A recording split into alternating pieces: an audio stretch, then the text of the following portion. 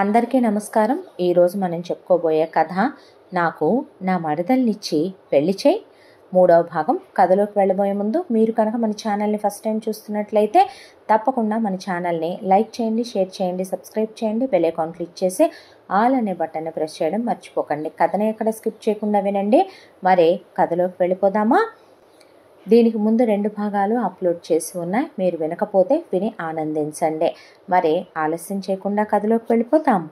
అదంతా నిక్కులు నీలిగి అదంతా రెచ్చిపోతే మన కొడుకే పోయిన తర్వాత కులం కాని దీని కూతుర్ని చేసుకొని కన్నవాడు ఇంకొక కులం కాని వాడు, జాతి కాని వాడే ఆ రోజున మన మాట కాదని దీని కూతుర్ని చేసుకోబట్టి దాని దరిద్రపు జాతకం వాడికి అంటుకొని మన పిల్లాడు పోయి మన కడుపు గాలిపోయి మన వారసుడు మనకు తలకొరు పెట్టడానికి లేకుండా పోయాడని మనం ఏడుస్తుంటే అదనే మాటలన్నీ ఏంటా మనవడు వారసుడు అంటావేందయ్యా నువ్వు అని రాజశేఖర్ పెళ్ళామో శకుంతలని 2 పీకి ఆ పుట్టిన పిల్లాడిని ఇసిరి శకుంతల ఒళ్ళోనే ఇసిరేసి మాకెందుకే, మా పిల్లాడే పోయాక అసలు మా కొడుక్కే కందని గ్యారెంటీ అంటే మీ కూతురు అని మొగుడిని తీసుకొని ఆవిడ వెళ్ళిపోయి ఇహ నుంచి నా కూతురు నా అల్లుడు, నా కూతురికి 2 కూతుళ్ళు పుట్టారు, వాళ్ళతో సహా వచ్చి ఇంట్లోనే ఇల్లరికం ఉంటుందిలే, పద మొత్తం కూతురికే పెడదుగానిలే అని చెప్పి తీసుకొని వెళ్ళిపోయింది ఆవిడ.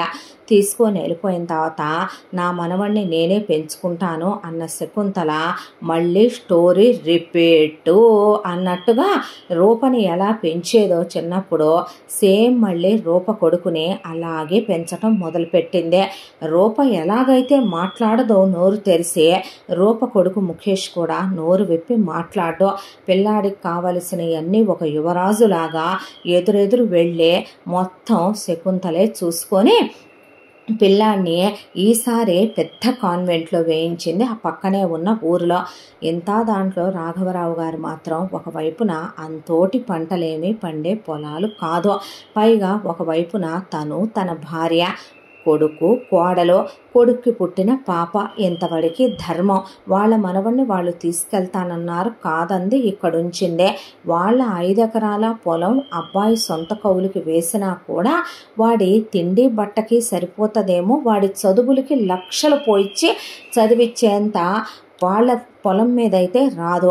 కానీ ఆనంద్ పాపం ఎదురు పొలం తీసుకొని కౌలుకు చేస్తూ తల్లి లేని పిల్లాడని కట్టేవాడు.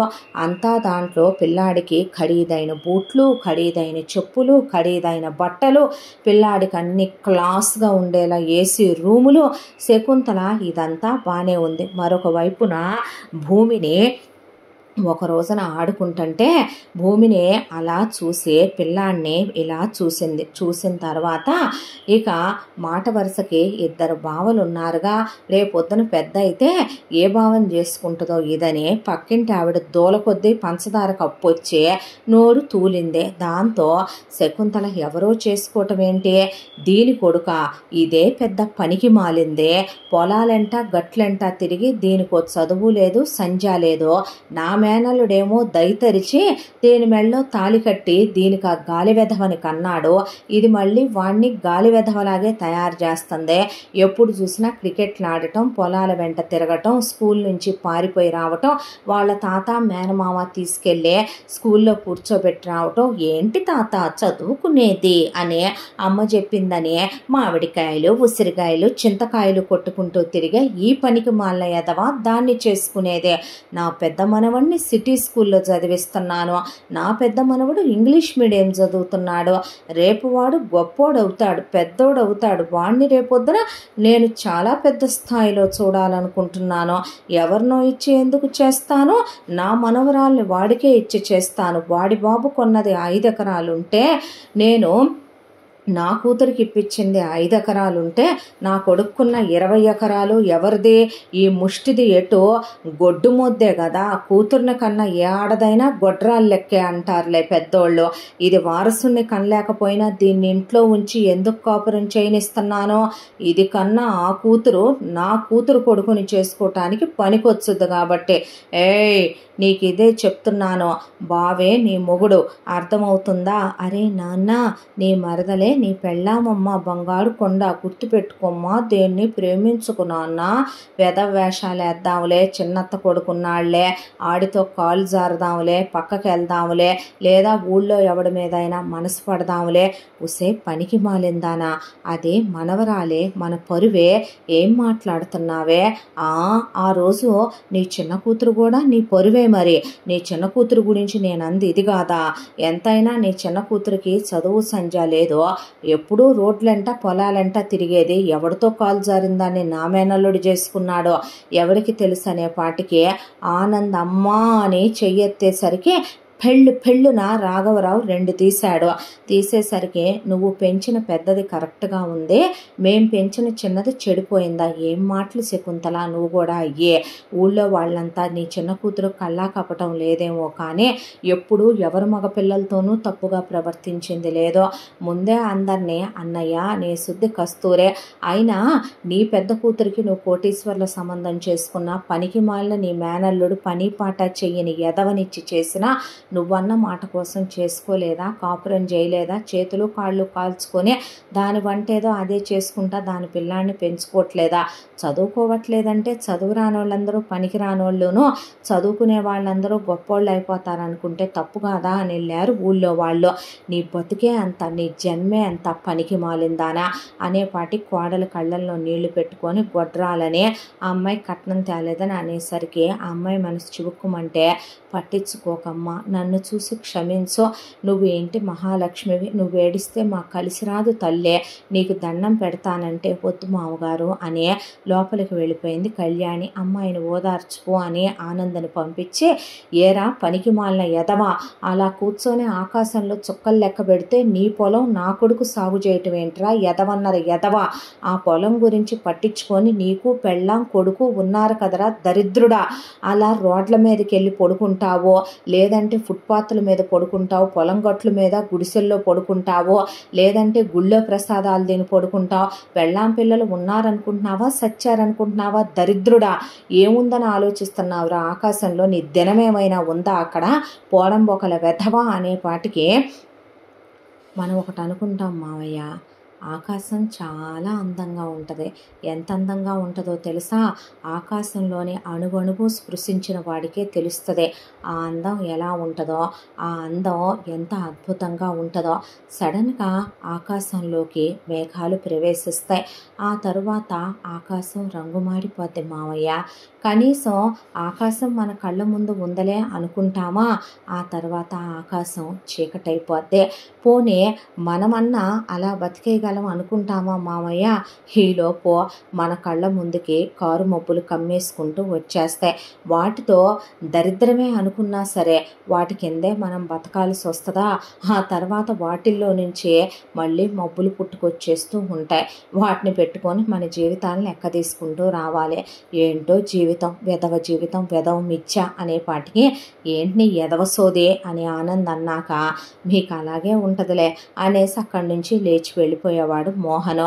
ఆ తర్వాత ఈ దరిద్రపదే నా మేనల్లుణ్ణి ఏం చేసిందో ముద్రష్టపదే, ఏమో మరి వాడిని చెయ్యనిస్తుందో లేదో, లేదంటే ఇదెవడితో నా కక్కుర్తి పట్టం చూశాడేమో అనేసరికి అప్పుడే వచ్చిన కస్తూరి ఈ మాటలన్నీ విని శకుంతలను పడేసి జుట్టు బీకి బాది పారేసింది తల్లని కూడా చూసుకోకుండా. కళ్ళల్లో కారం కూరేసి ఆ పక్కనే ఉన్నవన్నీ తీసుకొని చితక్ కొట్టేసి, నన్ను నువ్వు క్యారెక్టర్లు ఇస్తానంటానికి నువ్వు అసలు క్యారెక్టర్ గల దానివేనంటే ఏం నాన్న ఎలా చేసుకున్నావు దీన్నే అనకూడదు కానీ నీ మొదటి పెళ్ళాం పోయిందనుకో, ఇంతకన్నా పోరం బోకలదే ఇంకెవత్తి దొరకలేదని చేసుకున్నావా దీన్ని పెళ్ళాంగా నాన్న? ఇది ఏ రోజైనా నన్ను అన్నయ్యని తల్లిగా చూసిందా? దీని బతుకు చెడ, ఇది మళ్ళీ మమ్మల్ని అనేంతటిది అని వెళ్ళిపోయింది కస్తూరి. ఆ తర్వాత రోజు శకుంతల పిల్లని తీసుకెళ్ళి తన దగ్గర పడుకోబెట్టుకోవటం భూమినే, ఇదిగో వినపడుతుందా, నువ్వు ఆ భరత్గాడితో ఆడుకోకూడదు, ఆ భరత్గాడితో మాట్లాడకూడదు, స్కూల్లో ఏ మగ పిల్లాడితో మాట్లాడకూడదు, పెద్ద బావే నీ మొగుడు, పెద్ద బావతోనే కలిసి ఉండాలి, పెద్ద బావతోనే మాట్లాడాలి, పెద్ద బావతోనే కళ్ళల్లో కళ్ళు పెట్టి చూడాలి, పెద్ద బావతో నువ్వు వేసుకున్న చొక్కా బాగుందనాలి, నువ్వు వేసుకున్న ప్యాంటు బాగుందనాలి, నీ చేతి రాత బాగుందనాలి, అర్థమవుతుందా అని. ఏంటి నానమ్మ నువ్వు అంటే ఏంటేంటి దరిద్రపుదానా అని రోజు ఆ పిల్లని కొట్టడం. పైగా వెళ్ళి బావకు పాలు ఇచ్చినాపో, నీవు బావతో కలిసి చదువుకోపో, బావతో కలిసి ఆడుకోపో, మాట్లాడయ్యా, నువ్వు కూడా ప్రేమించురా దాన్ని, దాంతో సరసంగా ఉండయ్యా అని ఒకవైపున ముఖేష్కి చెప్పటం. ఆ తర్వాత రావే నీకేమైనా డౌట్లుంటే చెప్తాను తీసుకోవే అని తినేటప్పుడు ఏదైనా ఇవ్వటం. బాగున్నావే నువ్వు ఈ లంగా జాకెట్లో అంటే పల్లెటూరులో పుట్టి పెరిగిన ఆ అమ్మాయికి అవే పెద్ద విశేషాలు. దానికి తోడు భరత్ ఎప్పుడు చూసినా కొడతాడు, తిడతాడు, చేతిలో ఏదైనా ఉంటే లాక్కెళ్తాడు, ఇది నాదంటాడు.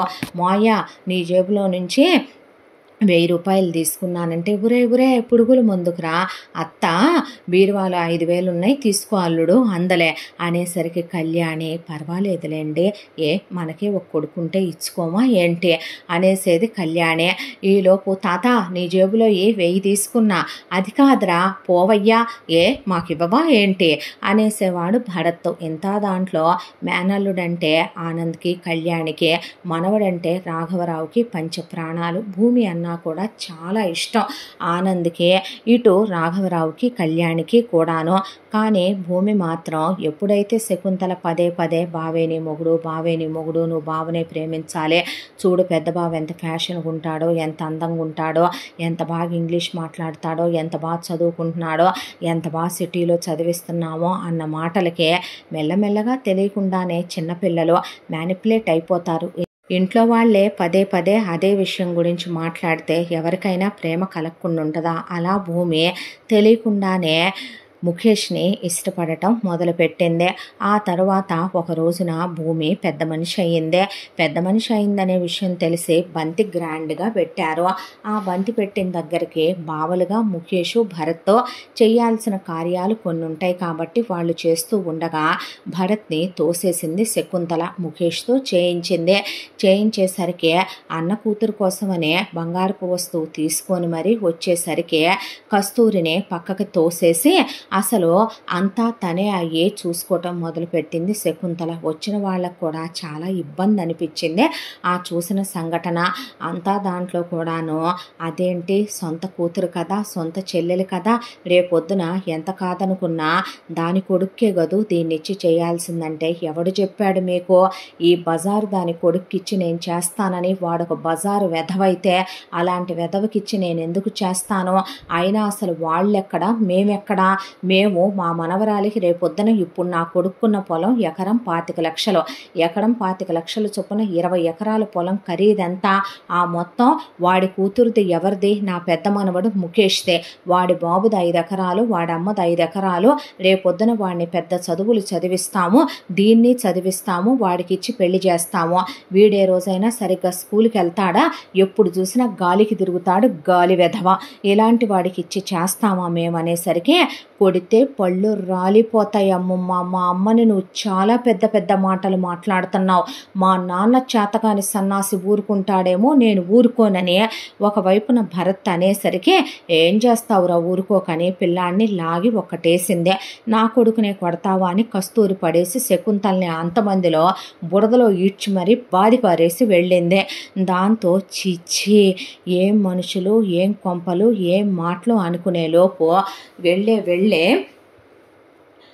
కస్తూరికి వినపడేలాగా 6 100 అయినా 100 126 అయినా సరే నీ కొడుక్కి మాత్రం నా మనవరాల్ని ఇచ్చి చెయ్యను. నేను చచ్చిన రోజునే జరుగుద్దేమో నీ కొడుక్కి దానికి పెళ్ళి, నేను బతికుండంగా మాత్రం జరగదు. రే నువ్వు కానీ మీ నాన్న కానీ నా మాట కాదన్నారో ఎందుకమ్మా అనవసరమైన మాటలు? పిల్లలు పెద్దవాళ్ళు అయిన తర్వాత మాట్లాడుకోవాల్సిన ఇప్పుడే మాట్లాడతావు నువ్వు. ఒకవైపున చెల్లిని నువ్వు మోహన్కి ఇచ్చి చేయటమే నాకు ఇష్టం లేదు. ఇచ్చావు, చేసావు, వాడు పని చేయట్లేదు, దాని జీవితం నాశనం అయిపోయిందే. మళ్ళీ ఇప్పుడు ఎందుకమ్మా నువ్వు భూమి గురించి మాట్లాడతావు? అది నా ప్రాణమమ్మా, నా బిడ్డమ్మా అన్నా. నేను నా మీద ఒట్టేసుకొని చెప్తున్నా, నా మాట కాదంటారా? నా పెద్ద కూతురు కొడుకు ముఖేష్కే భూమినిచ్చి పెళ్లి చేయాలి, ఇది ఖాయం అనేసిందే. అనేసేసరికి రాఘవరావు ఆనంద్ కళ్యాణి మెదలకుండా నుంచుంటే, ఏ వదిన నువ్వు కూడా నన్ను పరాయి ఆడపడుచునే అనుకుంటున్నావా కస్తూరి అనేసరికి, ఏ అన్నయ్య నేను నీ సొంత చెల్లెల్ని కదరా, చిన్నప్పటి నుంచి అదే వేరుగా చూసుద్దనుకున్నాను. మీ ఇద్దరు కూడా నన్ను వేరుగానే చూస్తున్నారా నాన్న? నీ మొదటి పెళ్ళాం పోయిన పోయిందే, మళ్ళీ పెళ్లి చేసుకున్నావు నాన్న. చేసుకున్నప్పుడు నీ మొదటి పెళ్ళాం కూతురు నీది అంత ఇదిగా చూస్తున్నప్పుడు అన్నయ్యని నన్ను ఎందుకు కన్నావు నాన్న? నువ్వు అంత రెండో పెళ్ళాం మాట కట్టుబడిపోయి రెండో పెళ్ళాం చుట్టూ కుక్క పిల్లల్లే తిరుగుతావేంటి నాన్న? నోరెత్తవేంటి నాన్న? నాకుండదా ఆశ? నేను అనుకున్నా నా కొడుక్కిచ్చి చేసుకోవాలని దాన్ని. నాకుండదా నా మేనగోడల మీద ప్రేమ? అవునులే, మిమ్మల్ని అనుకోని ఏముందే, ఈ దరిద్రపు మొహంది ఎప్పుడన్నా బావంటే ఇష్టమని చెప్తేనేగా నన్నంటావేంటత్త? నానమ్మ అన్న మాటలకి నోరు ముయ్యవే. నీకు కూడా అత్త పనికిరాదులే, బావ పనికిరాళ్లే, వాడే కావాలి నీకు కూడా. నా కొడుకు పిచ్చోడు, నేనో పిచ్చిదాన్నే. నా మొగుడు పనికిమాలినోడు, పని పాట చేయని దరిద్రుడు వీడు. వీడినిచ్చి మీరే చేశారు నాకు. నేను వాడిని నాలాగే పెంచుకుంటున్నాను. అవును, నా కొడుకు చదువుకోడు, స్కూల్లో నుంచి పారిపోయి వస్తాడు. నేనే వాడికి ఉసిరికాయలు నిమ్మకాయలు తినటం నేర్పించాను. వాడు చదువుకోకపోయినా వాడే తప్పుడు పనులు చేయలేదుగా నాన్న. వాడే కొంపలు తీసే పనులు చేయలేదుగా. ఎవరి పళ్ళెల్లోయి తీసుకొని తినాలనుకోవట్లేదుగా. నీ జేబులో నుంచి తీసుకున్న అన్నయ్య నీకు చెప్పే తీసుకొని సినిమాకి వెళ్తాడుగా నాన్న. ఏ పిల్లలు డ్యాన్సులకు దగ్గరికి వెళ్తున్నారన్నా నిన్ను అడిగే తీసుకొని వెళ్తాడుగా నాన్న వాడు. అలాంటిది నా కొడుకునే ఎన్ని మాటలని మమ్మల్ని వేరు చేసేసారుగా. చేసుకోండి, మీకు నచ్చినట్టే, దేవుడు ఉంటాడుగా, ఎవరికి చేసే న్యాయాలు వాళ్ళకే చేస్తా తాళ్లే అనేసి కస్తూరి కన్నీళ్లతో వెళ్ళిపోయింది అక్కడి నుంచి పిల్లాడిని తీసుకొని. ఆ తరువాత పిల్లాడి వెళ్ళే తల్లిని వెనక్కి లాక్కొచ్చాడు. మళ్ళీ లాక్కొచ్చిన తర్వాత, ఏ మావయ్య, నీ కూతురేమైనా రంభ, ఊర్వశి, మేనక? నీ కూతురేమైనా ఆకాశంలోంచి దిగొచ్చిందా? వదిలేయమ్మా, అది వాడి పెళ్ళామేనంట. దానికి వాడంటే మోజు, వాడికి దాని మీద ఉంటది కదా. ఇప్పుడు ఈవిడ గారు దాన్ని వాడికిచ్చి చేసినంత మాత్రాన మనకపోయేదేంటే? పక్కనోళ్ళ పెళ్ళాల మీద నీ కొడుకు ఎప్పుడు మోజుపడడ్లే. చేసుకోండి మావయ్య, పర్వాలేదులే. మా నాన్న పనికి మాలిన ఎదవా, నేను చదువుకోవట్లేదేమో కానీ వీళ్ళలాగా ముచ్చల్లే ఉండేవాళ్ళంట కొంపలు తీస్తారంట. రేపొద్దున ఏం జరుగుతాయో మీరు నిర్ణయించుకున్నారు. దాని మీదేమీ నాకు ఇంట్రెస్ట్ లేదమ్మా. దాన్ని నువ్వు కోడలుగా చేసుకున్నా అదేమీ నిన్ను చూసే మేనగోళ్ళ కాదులే. అచ్చం అమ్మమ్మలా తయారవుతుంది ఇది కూడా అని ఇంకొకసారి మమ్మ గురించి ఏమన్నంటే మర్యాదగా ఉండదు.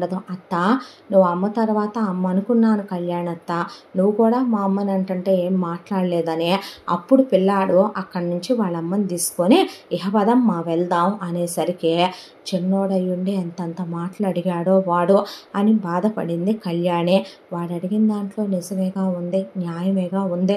నా సొంత చెల్లెలని దాన్ని నేను ఎప్పుడు చూశానని ప్రేమగా నా జీవితం అంతా మందిని మోయటానికి సరిపోతుందనేసి వెళ్ళాడు ఆనందం. చిబుక్కు మంది రాఘవరావుకి ఆ మాట.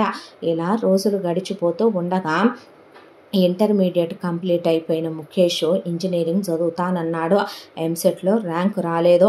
ఇంజనీరింగ్ తనడిగిన యూనివర్సిటీలోనే చేర్చమని శకుంతల పట్టుబట్టి కూర్చుంది. ఆ కాలేజీలో సీట్ వచ్చి చేర్చటం అంటే లక్షల రూపాయలు అలా పొయ్యాలి. ఆ కాలేజీలో సంపాదించు, పొలం తీసుకొని కౌలుకేవయ్యా, చదివించవా ఏంటి అని ఆనంద్ నెత్తి మీద కూర్చునేపాటికే చదువుకోమనమ్మా అని తీసుకెళ్ళి జాయిన్ చేసి వచ్చాడు ఇంజనీరింగ్ కాలేజీలో. దానిలో కూడా ఇద్దరు మనవళ్ళ కన్నా భూమి చాలా బాగా చదువుద్దే. ఇక భరత్ విషయానికి వస్తే భరత్ మాత్రం అచ్చు కస్తూరి లాగానే చదువుకోడు, స్కూల్కి వెళ్ళలేదు సరిగ్గా. అయినా పట్టుకొని ఎలాగోలా 10th ఇంటర్ కంప్లీట్ చేయించి ఇంజనీరింగ్ కానీ ఎంసెట్ రాయించిన ఎంసెట్ పోయింది. పో తాత, ఎవరు చదువుతారంటే, ఎందుకులే నాన్న, నా కొడుక్కి నాలా బతికేస్తాడంటే నోరు మూయ్. అన్నయ్య డిగ్రీ చదవలేదా ఏంటే? పిల్లలకి చదువు ఉండొద్దు, రేపు వాడితో డిగ్రీ రాయించి పీజీ రాయించి గవర్నమెంట్ ఉద్యోగానికి రాయించి నాకు తెలిసిన ఎమ్మెల్యే గారిని పట్టుకొని కాస్త పెద్దదే గవర్నమెంట్ ఉద్యోగంలోకి తొయ్యాలనేది నా కోరిక. ఏది నీ మొగుడు తెచ్చిన 5 ఎకరాల మీదను నేను నీకు ఇచ్చిన కట్నం డబ్బుల మీద బతికేస్తాడా ఏంటి వీడు అంటే, పిల్లనివ్వటానికి పనికిరాంగాని వీటికి మాత్రం మాట్లాడతారే అనేసరికి, పర్లేదులే తాత, చదువు లేకపోతే బతికైనా తప్పయ్యా, అలా అనకూడదురా. మీ అమ్మమ్మ ఏదో వాగేసిందని నువ్వు ఆ మాట పట్టించుకోవద్దు. రేపు నాకు నీ మనవరాలకైనా అందగత్తైన పెళ్ళామే వస్తుందిలే, కానీ నేనేమి నీ దగ్గరకు వచ్చి నా మరదల్నిచ్చి నాకు పెళ్లి చేయని అడగనులే మామయ్య అనేపాటికి, వద్దులేరా, నీకు నిజంగా మంచి అమ్మాయే దొరుకుద్దే, చూసి చేద్దాం, మా బాబు కదయ్యా అనే పద అనే డిగ్రీ అడ్మిషన్ తీసుకొని కాలేజీలో వేస్తే కాలేజ్కి సరిగ్గా వెళ్ళకపోయినా లెక్చరర్లతో ప్రిన్సిపల్తో ఇన్విజిలేటర్లతో మాట్లాడే అది డిగ్రీ టు పీజీ కాలేజ్ ఎలాగోలాగా వెళ్ళి ప్రతి ఎగ్జామ్కి పట్టుకెళ్ళటం భరత్నే.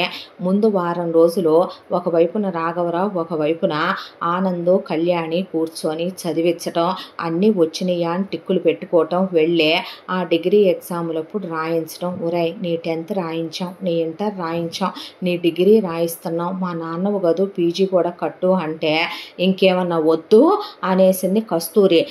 అరే ఓసారి ఆ కర్రీ టీరా, దీన్ని చిన్నప్పటి నుంచి కొట్టకి ఇలా తయారైంది అనేసరికి తాత మా అయ్యవు కదమ్మా పీజీ ఒక్కటే కానిచ్చేసే గవర్నమెంట్ ఉద్యోగం తిప్పలు నేను పడతానరే అని పీజీలో జాయిన్ చేస్తే పీజీ ఫస్ట్ ఇయర్ అయిపోయింది. సెకండ్ ఇయర్కి అట్లా జారబోతున్నాడు, వెళ్ళి కంటిన్యూ చేయాలి కాబట్టి భరత్తో. ఈలోపు ముఖేష్ది ఇంజనీరింగ్ కంప్లీట్ అయిపోయింది, క్యాంపస్ ప్లేస్మెంట్లో జాబ్ వచ్చిందని చెప్పాడు. ఈలోగా భూమిది డిగ్రీ కంప్లీట్ అయిపోయింది. కంప్లీట్ అయిపోతే ముఖేష్ని సిటీలో ఉద్యోగం వచ్చిందా అయ్యా అంటే అవును అమ్మమ్మ అని చెప్పేసరికి అలాగైతే ఇంకా దీన్నిచ్చి పెళ్లి చేసేసి పిల్లాడితో దీంతో నేను వెళ్ళి కాపురం పెట్టించేసి అక్కడే ఉంటానులే వాళ్ళిద్దరికి తోడుగా అంది శకుంతల. నాకు ఇష్టం లేదమ్మా పిల్లకి అప్పుడే పెళ్లి చేయటం, పీజీ చేయించి నేను బ్యాంక్ ఉద్యోగానికి రాయిద్దాం అనుకుంటున్నాను పిల్లతోనూ. ఎటు భరత్ చేత పీజీ అయిపోయిన తర్వాత వాడిని గవర్నమెంట్ ఉద్యోగానికి రాయిద్దామని అనుకుంటున్నాము అన్న తర్వాత ఏంట్రా మీరు అనుకునేదే, ఒళ్ళు బలిసిందా, మదం ఎక్కిందా, మతి తప్పిందా? రేపొద్దున నీ కూతుర్ని పీజీ కాలేజీలకు పంపిస్తే అక్కడిది ఎవడితో అన్న కాలు జారితే కడుపు తెచ్చుకుంటే వాడు వీడు వాడేసిన వాటిని నా మనవణ్ణి చేసుకోమంటారా ఏంట్రా అనేసరికి లాగి పెట్టి ఒక్కటి తీశాడు రాఘవరావు శకుంతలని. అది పరువే, మనవరాలే అయితే నీ చిన్న కూతురు దాని సొంత మేనత్తే కదా. ఏమో రేపొద్దున నీ కూతురు అంతకుముందు చదువు సంధ్య లేకుండా ఎంతమందితో కాలు జారి నా మేనల్లుణ్ణి చేసుకుందో ఎవడికి తెలుసయ్యా, ఎవడూహించాడో, చేసి తీరాల్సిందే అంతే, ఇది ఫిక్స్ అని కూర్చుంది శకుంతల. దాంతో ఇక చేసేదేముందే చేసేసేద్దాములే అనుకొని వీళ్ళు పెళ్లి ఏర్పాట్లు చేసుకున్నారు. పెళ్లి ఏర్పాట్లు జరుగుతుంటే ఒకవైపున రాటాలు పాత్తాలు, ఆ తర్వాత ఎంగేజ్మెంట్ ఏముంది సింపుల్గానే చేసేసి పెళ్లి ఏర్పాట్లు చేసే పసుపులయ్యి దంచుతుంటే కస్తూరి ఏడిసి భరత్తో చూడరా దాన్ని వాడికిచ్చి చేసేస్తున్నారు, నేను పెంచానే అనుకో, నువ్వెందుకు రాలా పెరిగావు, నువ్వెందుకు ఇంజనీరింగ్లు చదవలేదు, నువ్వెందుకు సిటీలో ఉద్యోగాలు తెచ్చుకోలేదు, ఊరుకోవే పిచ్చిదానా, రోజు పొద్దున్నుంచి సాయంత్రం దాకా ఏం తెచ్చుకున్నా మన ఇద్దరమే తెచ్చుకొని తింటామా, రాత్రికి ఇప్పటికే నిన్ను నా గుండెల మీద వేసుకొని కాలు చేయించుకొని పడుకోబెట్టుకుంటున్నానా, నా పాపలా చూసుకుంటున్నానా, ఇదొస్తే నన్ను అలా ఉండనివ్వదమ్మా, నీ తెలియదే, నువ్వు యాగలేవే దాంతో, అది నేను చూడదే, నీకు ముద్ద పెట్టదే, అయినా అది వాడి పెళ్ళామేనంట్లేమ్మా, చేసుకొని మనకు తగ్గమ్మాయి మనకు దొరకదా, మామయ్య ఎక్కడా భూమి మీద దొరకని కూతురునేమైనా గన్నాడా ఏంది, ఒరే నేను అన్నానా అవన్నీ నిన్ను అంటే ఏమోలే మామయ్య, మా అమ్మ అయితే బాధపడింది కదా అన్న తర్వాత కరెక్ట్గా ఇక తెల్లారితే పెళ్ళి అనగా ఎవరి హడావిడిల్లో వాళ్ళు ఉన్నారు. పొద్దున్నే లేచి పెళ్లి కొడుకు ఏడి అని చూస్తే పెళ్లి కొడుకు లేడు. నా మనవడు ఏమన్నా చేసుకున్నాడేమోనని శకుంతల బావుల్లో పంపు సెట్లు దగ్గర ఎతకమంటే వాడెందుకు సస్తాడే పనికి మాలిందానా అనేసరికి అయిపు హాజా లేకుండా వెళ్ళిపోయాడు. వెళ్ళిపోయేసరికి ఒరే మోహన్, వాడు మొన్న నీతోనే కదూ ఓ గంటలు గంటలు మాట్లాడాడు, పొలం దగ్గర నువ్వు వాడు కలిసి మాట్లాడుకుంటున్నారుగా, నీతో ఏమైనా చెప్పాడా అని ఊళ్ళో ఉన్న రాఘవరావు స్నేహితుడు ఒక ఆయన మోహన్ అడిగాడు. అడిగేసరికి నీతో మాట్లాడా, ఏం మాట్లాడాడు అంతసేపు అని అడిగాడు రాఘవరావు. ఏమీ లేదు, అది బాబాయ్ ఇది బాబాయ్ అని పొలాలు పంటల గురించి మాట్లాడుకున్నాం, నాతో వాడేం మాట్లాడతాడు, నాకేం తెలుసు వాడెక్కడికి వెళ్ళాడు, ఇది ఇంకా బాగుంది అన్నాడు మోహన్. అన్న తర్వాత అసలు కూర్చుండిపోయింది భూమి. ఊళ్ళో వాళ్ళంతా ఒకవైపున అప్పటికే ఆ భూమి నడుముల మీద ముఖేష్తో చేతులేయించి మెడ పక్కన గడ్డాలు పెట్టించి ఈ జనరేషన్ వాళ్ళకి తగినట్టుగా పెళ్లి చేయాలని శకుంతల ప్రీ వెడ్డింగ్ ఫోటోషూట్లు చేయించి ఊరంతా బ్యానర్లు కట్టించింది. ఒకవైపున ముఖేష్ వెళ్ళిపోయేసరికి చిన్నప్పటి నుంచి ఒకే ఇంట్లోనే ఉంటున్నారుగా వాడు దీన్నే ఫుల్లుగా ఇక యూస్ చేసేసుకొని ఉంటాడు. దాంతోనే ఇది నచ్చి ఉండదు వాడికి. ఇది పల్లెటూరుది కదా, ఎంతైనా వాడు ఇంజనీరింగ్లు సిటీల్లో చదివాడు కదా, ఇదేం పనికొస్తుంది, దీని మీద మోజు తీరిపోయి ఆడు చెప్పా పెట్టకుండా జంప్ అయిపోయాడు ఇంట్లో నుంచి అని ఊళ్ళో వాళ్ళంతా భూమి తిరుగుబోద్దని క్యారెక్టర్లు ఇస్తని ఇంట్లోనే పెళ్లి కాకముందు అలా ఉంచుతారా అని, అయినా ఒకే ఇంట్లో వయసులో ఉన్న పిల్లలు ఉంటే ఊరికినే ఉంటారా అని ఒకవైపున ఊళ్ళో జనాలు వాళ్ళకి తోచింది వాళ్ళు మాట్లాడుకోవటం మొదలుపెట్టారు. భూమి మొహంలో నెత్తురు చుక్కలేదు. కళ్యాణి ఏడ్సి ఏడ్సి కళ్ళల్లో నీళ్లు కూడా ఇంకిపోయినాయి.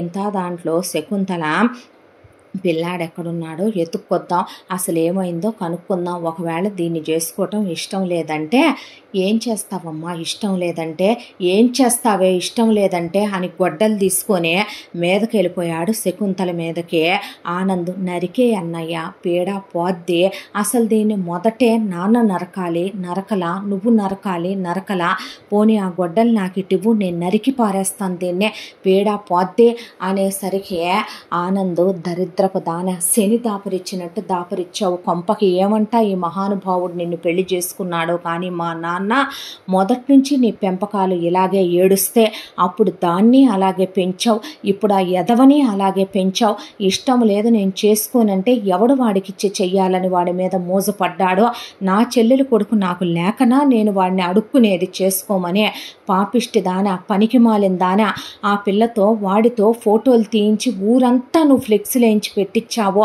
వాడికి దానికి మధ్య ఏమీ జరగకపోయినా ఎన్ని మాటలు మాట్లాడుకుంటున్నారు ఊళ్ళో వాళ్ళు, ఆడపిల్లంటే ఏమనుకుంటున్నావే, నా పరువు, నా బిడ్డని నేను ఎలా పెంచుకున్నాను, నా బిడ్డ అంటే నాకు ఎంత ప్రేమే, ఎంత ఇష్టమే, నువ్వు నాశనం అయిపోను, నువ్వు పోతే పీడాపోద్ది కొంపక పట్టిన శని దరిద్రపు దాన, నిన్ను నరికి నేను జైలుకైనా వెళ్తానని మీదకు వచ్చేసరికి శకుంతల డోర్ వేసేసుకుంది లోపలికి వెళ్ళి. అదే అదురు మీద పెద్ద పెద్దగా అరిసేసరికి ఈ దిగుళ్ళన్నిట్లో కుప్పకూలిపోయి హార్ట్ అటాక్ వచ్చింది. ఆనంద్కే తీసుకెళ్ళి హాస్పిటల్లో జాయిన్ చేశారు. జాయిన్ చేసేసరికి డాక్టర్లు ఆయన హార్ట్ చాలా వీక్గా ఉంది, టెన్షన్ పెట్టకండి మీరు అనేసరికి అందరూ అక్కడే నుంచుంటే, మావయ్య టెన్షన్ పడకు, వాడు వెళ్ళిన లాస్ట్ లొకేషన్ నేను పట్టుకున్నాను, దొరికింది మావయ్య, వెళ్ళి వాడెక్కడున్నా తీసుకొద్దాం, తీసుకొచ్చి ఏం చేస్తావురా, వాడు ఏ పరిస్థితుల్లో ఉన్నాడో ఏంటో ఎవరికి తెలుసు, ఈవిడ పెంపకంలో వాడు ఎలా తయారయ్యాడో ఎవరికి తెలుసు, నాన్న నీకు దయంటూ ఉందా నాన్న నా మీద, ఏమంటా ఈ మహానుభావురాలికి నన్ను కన్నావో కానీ ఒక్కరోజు తల్లిగా నన్ను కస్తూరిని ఇది దగ్గరికి తీసింది లేదో, ఎప్పుడూ రూపనే ఎక్కువ చూసి మమ్మల్ని కేటా చేసిందే, పెళ్ళి అయ్యిందో లేదో దాన్ని దాని మొగుడిని నా మీదే పెట్టిందే, అది పోయాక దాని కొడుకు భారం లక్షల రూపాయలు ఫీజులు భారాలు తోసేసిందే, ఎంతమందిని నేనే పోషించాలి, నా సొంత చెల్లెలు మొగుడు పని చేయడు, దీని మేనల్లుని వాడికిచ్చి చేసి దానికి జీవితమే లేకుండా చేసేసింది ఇదే, ఒకవైపున పశువుడి జీవితం నాశనం కాకూడదని భరతగాడిని చూసుకోవాలి, వాడు నా రక్త సంబంధం, నా సొంత మేనల్లుడు, వీడిని లక్షలు పోసి చదివించినా నేనెప్పుడూ నా కూతుర్ని చేసుకోమల్లా, ఇది పెత్తనం కట్టుకొని పిల్లని పీజీ చేయించి బ్యాంక్ ఎగ్జామ్ రాయించుకొని నా చిన్న మేనల్లుడికి ఇచ్చి చేసుకునేవాడినే, లేదంటే ఎవరో ఒకళ్ళని ఎత్తుక్కొచ్చుకునేవాడినే, ఇవాళ నన్ను ఎలా నిలబెట్టేశారేంటి నాన్న అందరూ కలిసే అని ఆనంద్ అనేసరికి రాఘవరావు కళ్ళల్లో నీళ్లు తిరిగిపోయినాయి. నేనే వెళ్తాను నాన్న, వెళ్ళి వెతుక్కొస్తాను ఎక్కడున్నాడో అనేసరికి నువ్వు వెళ్తావా, ఎక్కడికి ఒక్కదానివి అంది కస్తూరి. పర్వాలేదత్త, నాన్న దగ్గర మీ అందరూ ఉండండి, నేనే వెళ్తాను, వెళ్ళి అసలు ఎక్కడున్నాడో ఏంటో ఎందుకు ఇలా చేశాడో కనుక్కొని తీసుకొచ్చి ఊళ్ళో వాళ్ళందరి ముందు తనకి నాకు మధ్య ఏమీ జరగలేదని నేనే చెప్పిస్తానంటే, అలా ఎలా వెళ్తావే అన్నాడు భరత్తో. పర్వాలేదులే, నా బతుకు నాకే నవ్వుల పాలుగా ఉందే. ఇప్పుడు నువ్వు కొద్దిగా ఎక్కిరిచ్చి తిడదామనుకుంటున్నావా? నోరు ముయ్. చిన్నప్పుడు ఏదో సరదాగా ఒక దెబ్బేశానని, సరదాగా తినేయి లాక్కున్నానని, సరదాగా కొట్టానని నీ మీద నాకేమైనా శత్రుత్వం ఉంటుందా? పిచ్చిబాగుడు వాక్కు, నేను వస్తా పద నీతో తోడని ఆ అబ్బాయి తీసుకొని వెళ్ళాడు. వెళ్ళిన తర్వాత ఒక ఊరు దగ్గరికి వచ్చి లొకేషను అక్కడ ఆగిపోయింది. ఒక సందు దగ్గర చూస్తే ఆ ఊళ్ళో చిన్న చిన్న ఇళ్ల దగ్గర అడుగుతూ వెళ్ళి ఒక పెద్దింటి దగ్గర ఫోటో చూపించి అడిగితే, బాబుగారు వచ్చి వారమైంది బాబు, లోపలున్నారు అని చెప్పేసరికి ముఖేష్ అని పిలిచేసరికి ముఖేష్ వెనకమాల ఎవరో ఒక ముసలావిడ, ఒక లావుగా ఉన్న నడివయసు ఆవిడ, ఒక మెత్తగా ఉన్న ఆయన, ఒక అమ్మాయి మెళ్ళలో పసుపు తాడు కట్టుకొని కొత్తగా పెళ్ళైనట్టు ఒక అమ్మాయి డ్రెస్ వేసుకున్న ఇంకొక అమ్మాయి వచ్చి నుంచునేసరికి ఎవర్రా వీళ్ళు అని ఆ ముసలావిడ అడుగుతుంటే, ఇక ముఖేష్ అదే ఆనంద్ కూతురును కస్తూరి కొడుకు అని చెప్పేసరికి, ఓ ఇయ్యలగా మందా, ఏంట్రా ఇలా వచ్చారో అనేసరికి, నువ్వేంట్రా ఇక్కడ చెప్పా పెట్టకుండా పెళ్ళి వదిలేసి అలా వచ్చేసావేంట్రా అని అడిగాడు భరత్. అడిగితే, ఎవరిని చేసుకోవాలరా వాడు, ఈ కులంగా దాన్నా, ఈ అలగా దాన్నా, దీన్ని నీ మేనమావ కూతురేగా ఇది, దీన్ని చేసుకోవాలా, ఎవరే వీళ్ళంతా అనేసరికి, అర్థం కాలేదా బావా, చచ్చిపోయాడు కదా రాజశేఖర మామయ్య, వాళ్ళమ్మ, వాళ్ళ చెల్లెలు కూతుళ్ళు, వాళ్ళ చెల్లెలు మొగుడు అనేసరికి, మీ నానమ్మ వాళ్ళతో నువ్వు కలవటానికి చెప్పే రావచ్చు కదరా, చెప్పకుండా ఎందుకు వచ్చావు, డబ్బుల కోసమా ఇలా వచ్చింది నువ్వు పెళ్ళి కాదనే అనేసరికి, ఏంట్రా వాగుతున్నావు, ఏయ్ నోరు మోయ్, నా గురించి తెలీదు, కొట్టానంటే దవడ పగిలిపోద్ది, నేను ఆడ మగ తేడా కూడా చూసుకోను అన్నాడు ఒకవైపున భరత్. అనేసరికి, ఎందుకు చేసావిలా అని అడిగింది భూమి.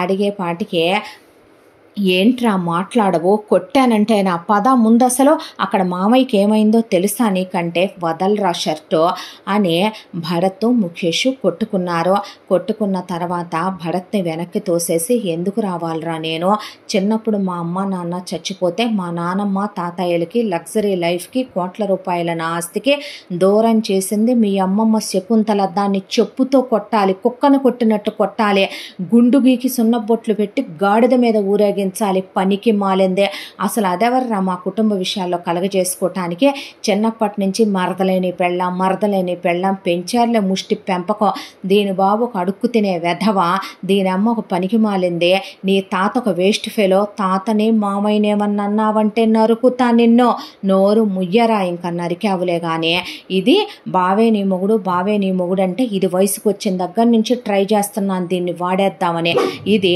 టచ్ అయినిచ్చిందా ఎప్పుడైనా, ముట్టుకోనిచ్చిందా ఎప్పుడైనా, చేయి పట్టుకుంటే వదులు బావా, పెళ్ళయిందాక ఇలాంటి కరెక్ట్ కాదు అంటాం, ఒకవైపున మీ తాత రేయ్ హద్దుల్లో ఉండాలి అంటాం, మా నువ్వు నా పరువని గుర్తుపెట్టుకో అన్నీ మామయ్య అంటాం, పిచ్చి వేషాలు వేస్తే ఇద్దరికి చంపలు పగులుతాయని కళ్యాణి అంటాం, ఇదేమో అన్నీ పెళ్ళయ్యాకే అంటాం, ఎవడికిరా దీని మీద మోజు, ఇది ఒక కంట్రీ ఫిగరు, దీని మీద ఎవడైనా మోజు పడతాడా, సిటీలో దీనికన్నా అందగత్తెలతో చాలా మందితో ఎంజాయ్ చేసి వచ్చాను నేను, వాళ్ళల్లో 1% కూడా ఉండదు, ఇదే ఆఫ్టర్ ఆల్ డిగ్రీ చదువుకున్న దీన్ని బీటెక్ చదువుకున్న నేనెలా చేసుకుంటానురా, దీని బాబు ఏమిస్తాడని చేసుకుంటానో, అందుకే ఊరు నేను వచ్చిందే మా అమ్మా నాన్నల పొలం అమ్మేసుకోవాలని, అది నా పేరు మీద ఉంది, అమ్మేసుకున్నాను, ఆ తర్వాత నేను మా నానమ్మ వాళ్ళు నన్ను రాణిస్తారా లేదా అని వస్తే వాళ్ళు నన్ను వారసుండని రమ్మని వెల్కమ్ చేసి గుండెల్లో పెట్టుకున్నారు, నాకు మా నానమ్మ తాతయ్య నా వారసత్వం నాకు కావాలి, తాతగారు పోయారు,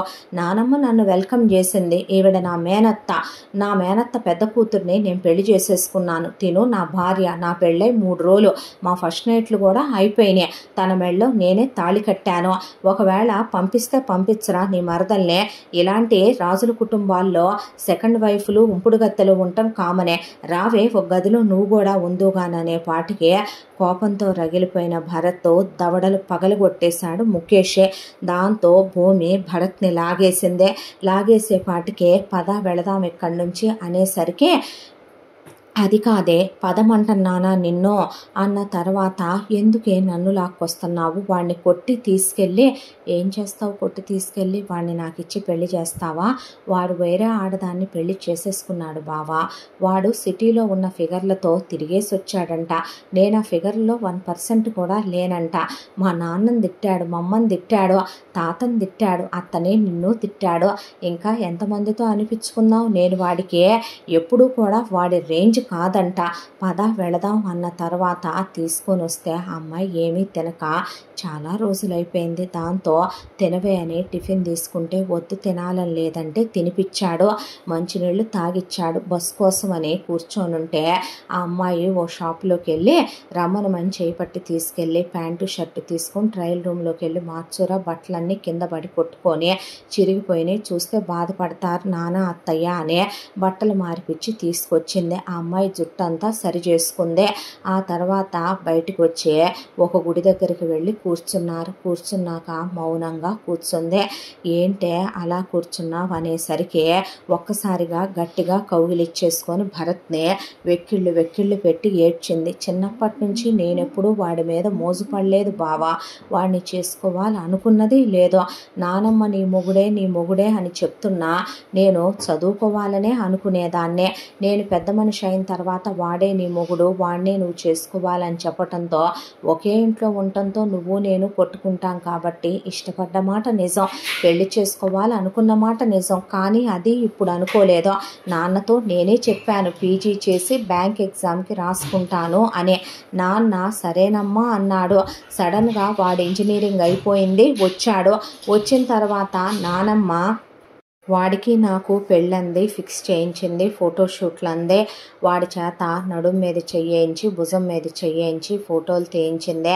ప్రపంచం నన్ను ఏమంటుందో తెలుసా బావా, ఇప్పుడు వాడితో కాలు జారానంటుందే, తప్పుడు పనులు చేశానంటుందే, నేను తప్పుడు దాన్ని అంటోంది, నేను చెడిపోయాను అంటోంది, నేను బజారు దాన్ని అయిపోయాను చూసావా బావా అంటే పేగులు తరుక్కుపోయినాయి భరత్కే. ఎందుకే నీ గురించి నువ్వు అలా తక్కువ చేసుకొని పిచ్చి మాటలు మాట్లాడుకుంటావు అనేసరికి ఇంకేం మిగిలింది బావా, వాడు వేరే దాన్ని పెళ్లి చేసుకున్నాడంటే ప్రపంచం అన్నట్టు నేను వాడికి అన్నీ సమర్పించి మోసు తీరిపోయాక దాన్ని చేసుకున్నాడు అన్నట్టే కదో ఊళ్ళో వాళ్ళు మాట్లాడుకుంటుంది అనే దిగులతో వీళ్ళు అలా ఇంటికి వెళ్ళేసరికి ఏడవద్దనే భరత్ భూమిని దగ్గరికి తీసుకొని కళ్ళు తుడిచి ఆ అమ్మాయికి ఫుడ్ తినిపించి తీసుకెళ్ళాడు. వీళ్ళు అలా వెళ్ళారో లేదో ఏం జరిగిందని శకుంతల పరిగెత్తుకుంటూ వచ్చి అడిగితే ఇలా జరిగింది, వాడు ఇలా చేశాడు, ఇలా అన్నాడు అనే పాటికి నేను వచ్చేదాన్నిగా, నేను మాట్లాడేదాన్నిగా, నేను అనేదాన్నిగా, వాడు అలా అన్నాడా అనే శకుంతల అంటూ ఉండగానే పోలీసులు వచ్చారు. ఇంతటితో కథ 3వ భాగం పూర్తి. ముగింపు భాగంతో మళ్ళీ కలుసుకుందాం. తప్పకుండా మన ఛానల్ని లైక్ చేయండి, షేర్ చేయండి, సబ్స్క్రైబ్ చేయండి, బెల్ ఐకాన్ క్లిక్ చేసి ఆల్ అనే బటన్ని ప్రెస్ చేయడం మర్చిపోకండి. ఇంత మంచి కథను మనకు అందించిన కథా రచయిత్రి జి యామిని శ్రీనివాస్ గారు. ముగింపు భాగంతో మళ్ళీ మీ ముందుకు వస్తాను. Thank you so much.